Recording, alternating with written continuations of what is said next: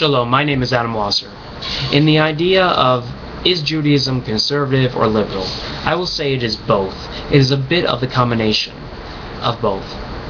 When we look at our forefather Abraham, we find a man who was in a world of secularism as far as what we know it today. As far as there's gods, but you can do whatever you want. You can have immoral sex. You can have polygamy. You can have adultery, and you can sacrifice children.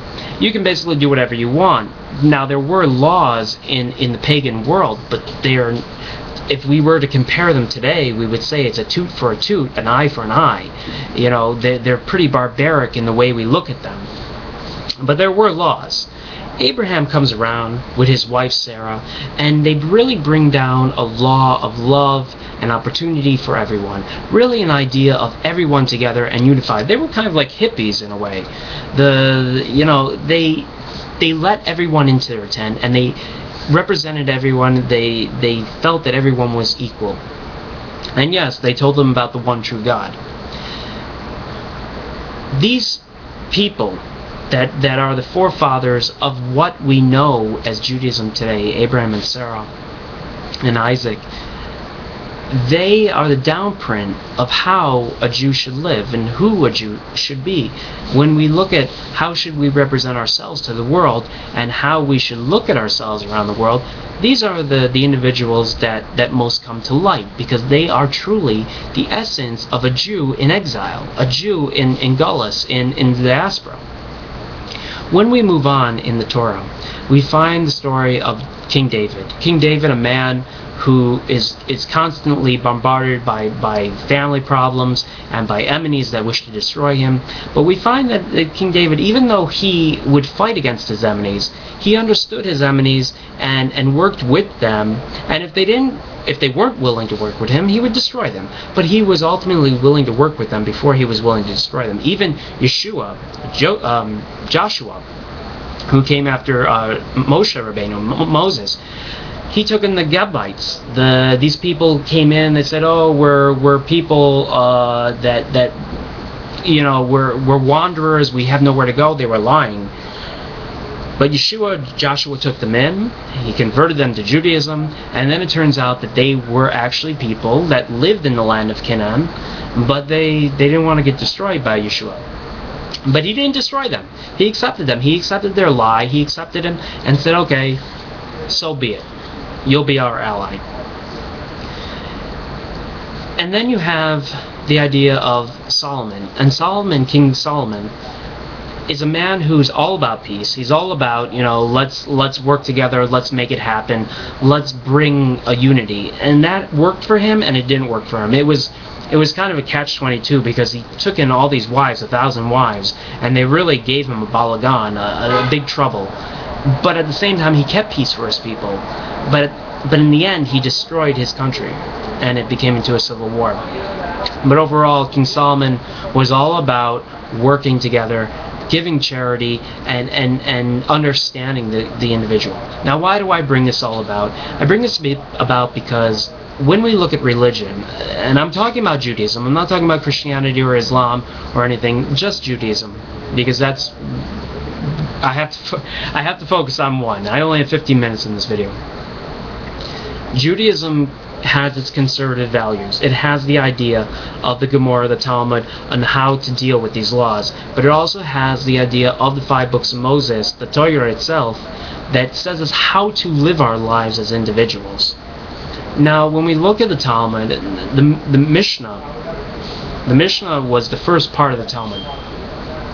And it was written in the hundreds AD, after the destruction of the Second Temple in Jerusalem. And then it goes on to the Gemara in the 500s. It was written in Babylon, in today Iraq. And we find rabbis debating on how to interpret the 613 laws of Torah. What is the right way of interpreting them and how to live them? And the interesting thing is, today, religious Jews, for the most part, study the Talmud, study the Gemara and the Mishnah, and when you study it, it's an argument of who's right, what rabbi. You have like 10 rabbis arguing on one law. But in the end of the argument, there's usually no decision made. It's pretty much an open book. These are the opinions of the different rabbis, and this is how they go about it. But in truth, they're not telling you ultimately how to pinpoint how to deal with the law. And this is the interesting thing about Judaism, is that there's a law in Judaism that says go by the law in which the rabbis of your common time say that should be gone by. And this is a very important part in Judaism, because it's saying that even though we have the 613 laws, and we have the Torah in how we should live our lives as these laws, there is interpretation. There are ways of dealing with these laws in a common way. So as time goes on, after the Roman Empire is destroyed and we go into the medieval era, we have the Rambam, we have Maimonides.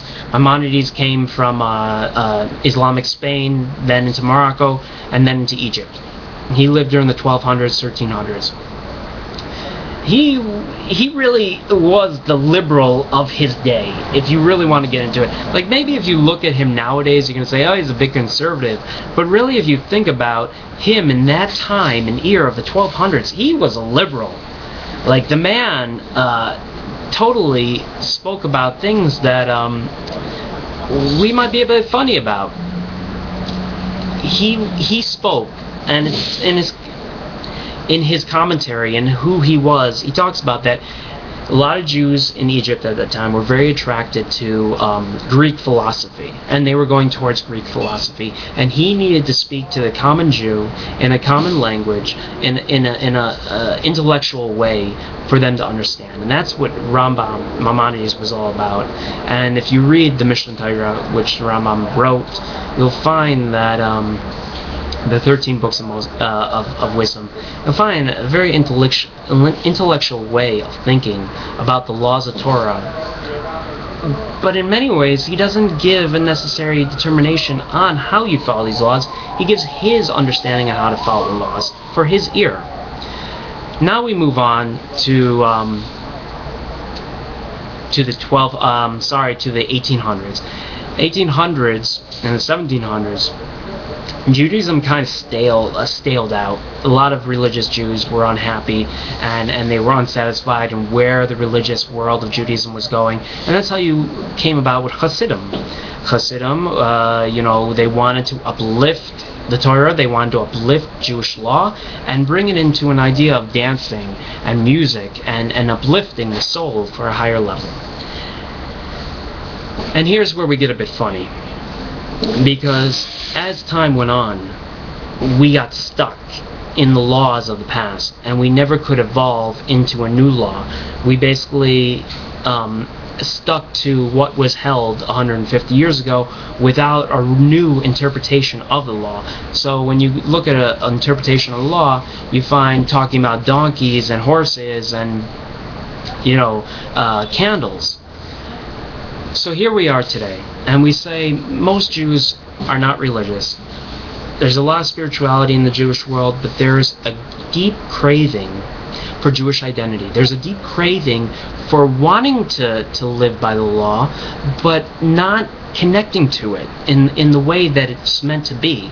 And a lot of this disconnection of the Torah is because, no offense, but the rabbis of today don't know how to connect the Torah to the modern era, because they're so connected to the heritage and history, the rich history of the Jewish people. And you got to think about it this way: the history, the culture of the Jewish people is so rich, 3,500 years, and it's so deep, and there's thousands of books written on the laws that are so deep and spiritual and Kabbalistic and all that how can you push it away? How can you ignore it and deal with it? And in truth, it's very true. It's very hard, but it's hurting us. And it's really hurting us because we don't know how to move into the next stage of Judaism. We don't know how to do what Judaism has always done throughout our history: evolve and move forward. We're kind of stuck. And And it's a lot because of our leadership, but it's a lot because of our own selves. 13.5 million Jews in the world, and we don't know how to really move on as a people in the right direction, and that's our own fault. So what do? There's a lot we can do. But ultimately, we must understand that Judaism is not a conservative religion. Judaism is not a liberal religion. It is an open religion that is full of opportunities and interpretations. And we can evolve. Now, Reform Jews and conservative Jews, they want to take the Torah and just take the laws away and make their own thing. I don't agree with that. I think we should take the 613 laws and evolve them into what is we understand today, but not remove them. We can never remove the 613 laws of the Torah, but we can interpretate them into the right direction in which we can understand and which works for us. And not to get into details, because this video is not about the details of the laws, but the idea that in Judaism, we are a very open book. We have a lot of history, we have a lot of diversity, but we can't say that we're ultimately liberal or conservative. But we are very open to the idea that we're not supposed to push away people. We're not supposed to, put and say this is the way it has to be, and there's no interpretation. We can't, because if you go and say that this is the way it has to be, and there's no exceptions, that is against Torah. That is against the rules of a proper Jew. Anyways, there is a lot to say on this idea. And this video is not the best, but for now it'll have to do for me. God bless you all, and always understand that religion is man-made, but the Torah is from God. And when you really sit down and you study that idea, and you look at the 613 laws and you study them, you should be able to differentiate between man ideas and God's idea. Remember, you have the rabbinical law and you have the Torah law, and they are separate because Torah law cannot be changed. Rabbinical law is changeable. God bless and take care.